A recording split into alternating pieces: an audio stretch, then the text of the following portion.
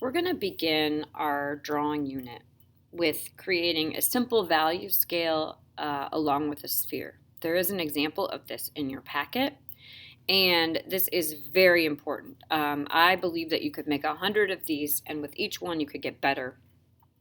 If you watched the video about C.J. Hendry, the meticulous work of the pencil, the pen, that is really what makes things look realistic and what makes things have form. Going from a flat circle to creating something that looks like it pops off the page. To divide your paper, I want you to put a half sheet of 6 by 9 inch white tagboard paper in front of you, and across the 6-inch top side I want you to make a little mark every inch at the 1 inch, at the 2 inch, at the 3 inch, the 4 inch, and the 5 inch. I also want you to then turn your paper and make a mark that is 1 inch in so that you can draw 6 1-inch boxes at the top. I am going to connect that line and connect these down. Get used to making these little value cards, because every time we come across a new material, whether it be pen or pencil, you're going to be making a little value card so that you can practice the material first before you just dive into a final drawing, which is coming up. So I'll go ahead and hold this up. I have 6 1-inch squares across the top. Then I want to take my sphere, and in the center of that area I want to trace my sphere template. Please take care of these sphere templates, because it's just an easy way for you to create a circle on your page. We're going to do 2 values. We're going to do values across the top that are separate, and then values that flow into each other on this sphere.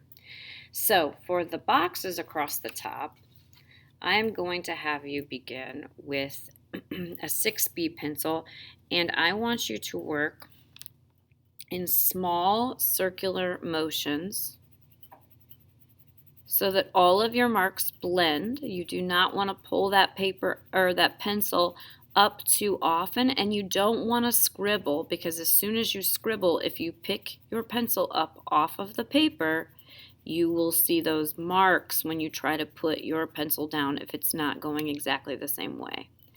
By shading in small circular motions, you are going to get a nice dark value. Take your time.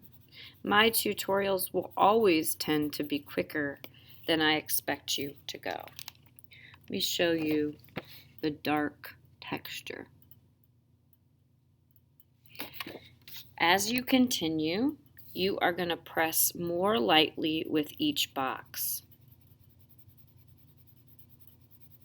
And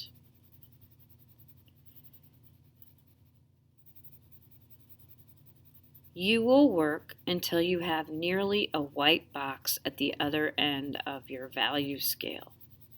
You can use a 4B or 6B and just continue to press lightly all the way down. Or you can transition into trying the 4B and 6B so that it keeps getting lighter. I'm not going to complete the value scale of all 6 squares, but I do expect you to. I want you to experiment with what it's like when you press really hard on one side and you move down the scale. There's an example in your packet. When you get to the sphere, I want you to pretend like light is hitting it from the top right corner or top left corner. There will be a highlight on the sphere here that will be very light, and as you begin to shade, it will get darker in a moon-shaped fashion all the way down here opposite the arrow. I always start with the darkest side, and I am going to make a time-lapse video of myself shading the sphere. When you get finished with both the value scale and the sphere, you are going to cast a shadow that comes out in an elliptical direction from your sphere. You can see that on my time-lapse video.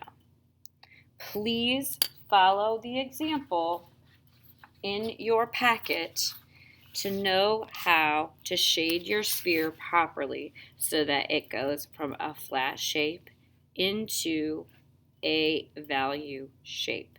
Also, I will have other examples posted on Google Classroom.